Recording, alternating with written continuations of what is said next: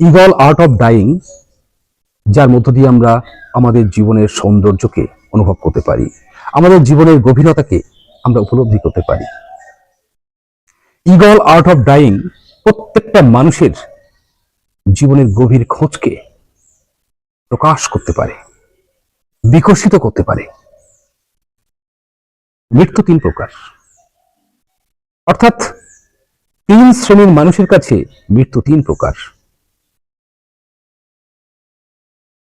যে সকল ব্যক্তিরা জীবন বলতে বোঝায় শুধু আমোদ প্রমোদ, জীবন বলতে শুধু কেবল সুখ, জীবন বলতে শুধু কেবল প্লেজার, কমফোর্ট,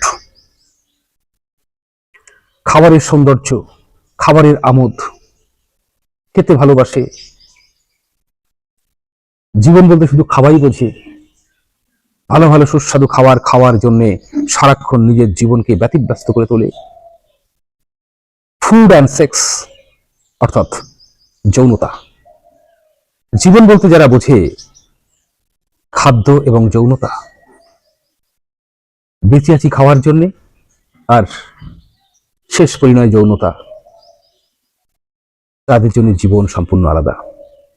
তাদের কাছে জীবনের মানে সম্পূর্ণ বিপরীত। জীবন মানে শুধু কেবল ফুড অ্যান্ড রিপ্রোডাকশন নয়, শুধু কেবল খাদ্য সংস্থান করা, সুস্বাদু খাদ্য খাওয়া এবং খাদ্যের মধ্য দিয়ে আরাম উপলব্ধি করা, এবং যৌনতার মধ্য দিয়ে শুধু কেবল বংশ বিস্তার করা। এটাই যাদের কাছে জীবনের সব। তাদের কাছে মৃত্যু এক ভয়, মৃত্যু এক শত্রু। মৃত্যু যখন তাদের কাছে আসে তারা মেনে নিতে পারে না, তারা মৃত্যুর সঙ্গে বিরোধিতা করে। তারা মনে করে মৃত্যু এসে আমার এই সুন্দর সুখকর জীবনকে তছনছ করে দিচ্ছে, মৃত্যু এসে আমার সুস্বাদু খাবারগুলো খেতে দিচ্ছে না, মৃত্যু এসে আমার যৌনতার উচ্ছৃঙ্খলতাকে মান্যতা দিচ্ছে না। কারণ মানুষ যখন চেতনার সৌন্দর্য উপলব্ধি করতে পারে না, তখন food and sex and reproduction ছাড়া তার জীবনে আর কিছুই থাকে না। এগুলোর মধ্য দিয়েই সে আনন্দ খোঁজে, সুখ খোঁজে। কিন্তু মৃত্যু হলো সেই সুখের পথে বাধা, মৃত্যু এসে সেই সুখকে বাধা দেয়। আর এই জন্যই মৃত্যু তাদের কাছে ভয়, মৃত্যু তাদের কাছে শত্রু। আমরা অনেকে বলি না জম্বু এসছে মৃত্যুর পর, মৃত্যুর পরে নাকি জম্বু দেশে আমাদেরকে নিয়ে যায়। জম্বুকে কেমন ভাবে বর্ণনা করেছি আমরা? এক আগলি পার্সন, নির্দয়, কুৎসিত। সে একটা কুৎসিত কালো এক বাফেলো বা মহিষের পিঠে করে সে আসে। এমনটাই আমাদের অনুভব। অর্থাৎ মৃত্যু মানে আমাদের কাছে সব কিন্তু ধূসর ভাব, মৃত্যু মানে আমাদের কাছে কুৎসিত ভাব। কারণ জীবনের সৌন্দর্য যে আমরা খুঁজে ফেলেছি খাদ্যের মধ্যে, যৌনতার মধ্যে, অর্থাৎ দেহ আমাদেরকে আটকে রেখেছে উপর থেকে। যে সকল ব্যক্তিরা দেহকে উপর থেকে আটকে রেখেছে, অর্থাৎ দেহকেন্দ্রিক সুখ যারা অনুভব করতে চায়, তাদের কাছে মৃত্যু এক শত্রু, মৃত্যু এক ভয়। তারা মৃত্যুকে সহজে মেনে নিতে পারে না। আর এই জন্যই এই না মানতে পারার বোধ থেকেই যমদূতের জন্ম হয়েছে। যমদূত বলে আদতে কেউ নেই, কিন্তু আমাদের কল্পনা যমদূত সমতুল্য আগলিনেসের স্তরে পৌঁছে গেছে। আমরা সবকিছুকে আগলি মনে করি, মৃত্যু মানেই এক কুৎসিত কথাকার কিছু। কিন্তু মৃত্যুর যে কিছু সৌন্দর্য আছে সেটাকে আমরা উপলব্ধি করতে পারি না, কারণ মৃত্যুর মধ্য দিয়ে হয় ঈশ্বর উপলব্ধি। যেখানে মৃত্যু আর সেখানেই গড। দ্বিতীয় স্তরে যে সকল ব্যক্তিরা থাকেন তারা হলেন কবি, তারা হলেন দার্শনিক। তাদের চিন্তা ভাবনা অনেক বেশি গভীর। তারা কিন্তু সলিড ইমেজে কেউ থাকে না, তারা থাকে লিকুইড ইমেজে। তারা মনে করে আমি কবি, আমি দার্শনিক, কিন্তু এই দার্শনিক বা কবি সত্তার আড়ালে আমি অন্য একজন ব্যক্তি।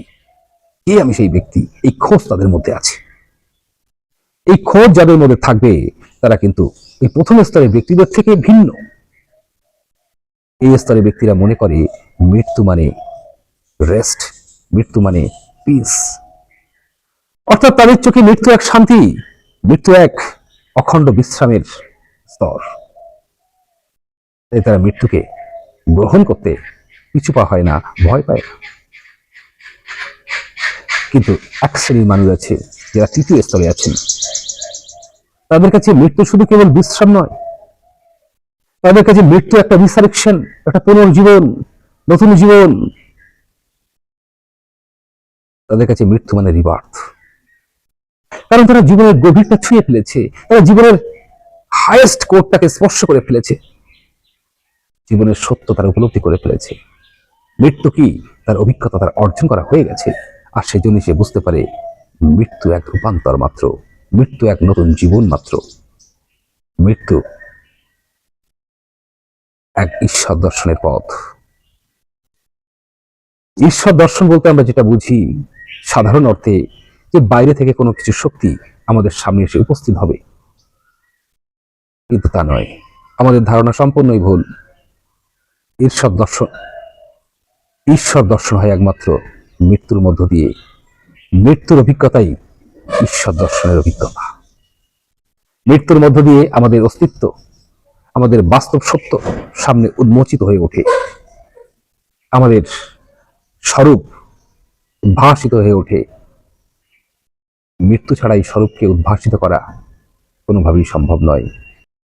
ইগল আর্ট অফ ডাইং হলো সেই ভেহিকেল যার মধ্য দিয়ে আমরা পৌঁছে যেতে পারি আমাদের অভীষ্ট লক্ষ্যে। আর এই লক্ষ্যে পৌঁছানোর সারথি হলো ইগল যোগ এবং ধ্যান।